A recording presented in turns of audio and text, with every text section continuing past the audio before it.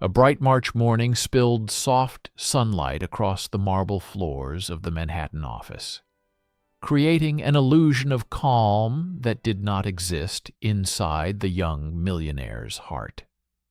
Alexander Wolf slowly turned a gold fountain pen between his fingers. His gaze rested on the elegant wedding invitation he had just approved. Every detail had been meticulously chosen.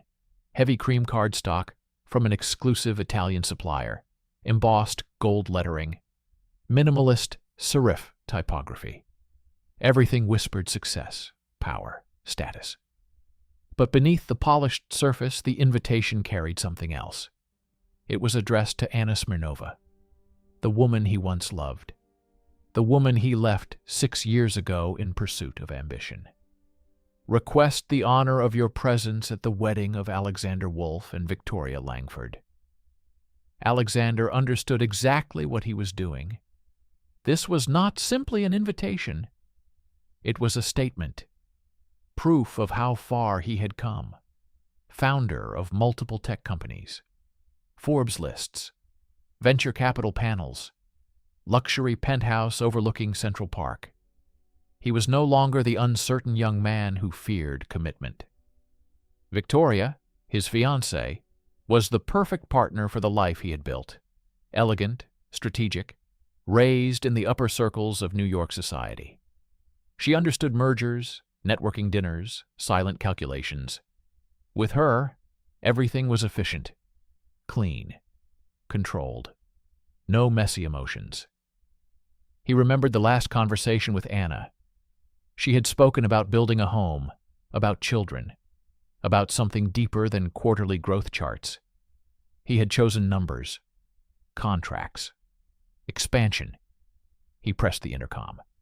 "Mark, make sure this one is delivered personally. I want it handled properly." "Of course, sir." After the door closed, an unfamiliar tightness settled in his chest. Anticipation? Regret? He wasn't sure. His phone vibrated.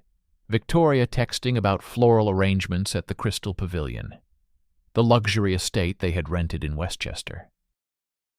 But his thoughts drifted backward, to Anna's laughter, to sunlight in her hair, to a version of himself that felt distant. In her modest Brooklyn apartment, Anna stared at the envelope for a long time before opening it. The gold lettering caught the light. Alexander Wolf. Her heartbeat stumbled. She had built a life of her own. She was now a dedicated elementary school teacher, loved by her students, respected by parents. Her classroom walls were covered in art projects and handwritten thank you notes. She had survived. Still, seeing his name stirred something she thought she had buried. She called her best friend, Maria. "I got an invitation," Anna said quietly, "to his wedding." There was silence on the other end. "How do you feel?" "I don't know." "You don't owe him anything," Maria said gently. "But if going helps you close that chapter, then go. For yourself." Anna exhaled. "Yes, I'll go. Not to compete, not to prove anything, but to stand there and know she was whole." The wedding day arrived. The Crystal Pavilion glittered beneath cascading chandeliers and white orchids. A string quartet played near the marble aisle. Guests in designer suits and couture gowns murmured over champagne. Alexander stood at the altar in a tailored white tuxedo, composed on the outside, unraveling within. Victoria moved gracefully among guests, radiant in custom silk, every inch the perfect society bride. Then the doors opened. Anna entered. She wore a sleek gray suit, understated but powerful, her posture calm, her expression steady. But she wasn't alone. Beside her stood a small boy, about 6 years old. Dark hair, familiar brown eyes. Alexander felt the air leave his lungs. The boy looked at him openly, curiously. Anna met his gaze. "This is Alexei," she said. Victoria stepped forward, tension sharpening her features. Who is this child? Alexander could barely speak.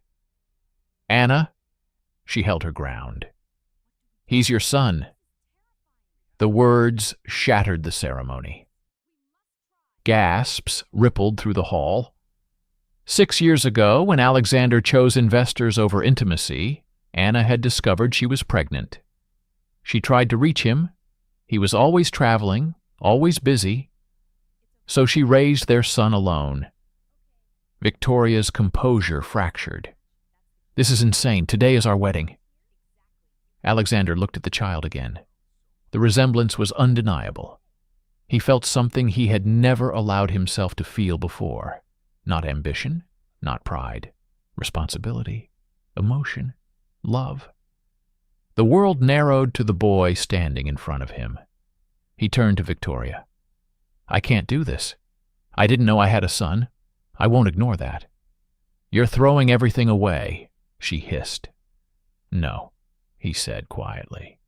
I'm choosing what actually matters. The wedding was called off. Guests whispered, cameras flashed, headlines would follow. He didn't care. He knelt in front of the boy. My name is Alexander, he said softly. I'm your dad. The boy studied him, then smiled slightly. I know, he replied. Mom told me about you. And something inside Alexander finally broke open. The next morning, sunlight filtered through Anna's living room curtains. Alexei sat on the floor, building an intricate Lego spaceship. Alexander watched him carefully, as if afraid the moment might disappear. Who taught you to build like that? He asked. Mom, the boy answered. She says reading and patience are important. Anna stood near the kitchen, arms crossed, cautious, protective. I want to be part of his life, Alexander said quietly. If you'll let me. Being a father isn't a grand gesture, Anna replied. It's showing up, every day. He nodded. For the first time in years, he wasn't thinking about stock prices or acquisition deals. Victoria had already begun reshaping the narrative in social circles, casting him as unstable, irresponsible. It no longer mattered.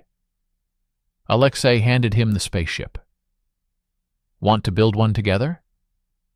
Alexander smiled. Yes? Let's build something together. This time he meant more than plastic bricks. His previous life, boardrooms, negotiations, endless upward momentum, now felt strangely hollow. Real success was sitting on the living room floor, learning how to be present. He knew earning forgiveness would take time. Trust would not return overnight. But for the first time in years, he wasn't chasing status. He was choosing family. And that choice, fragile, uncertain, real, felt more powerful than any empire he had ever built.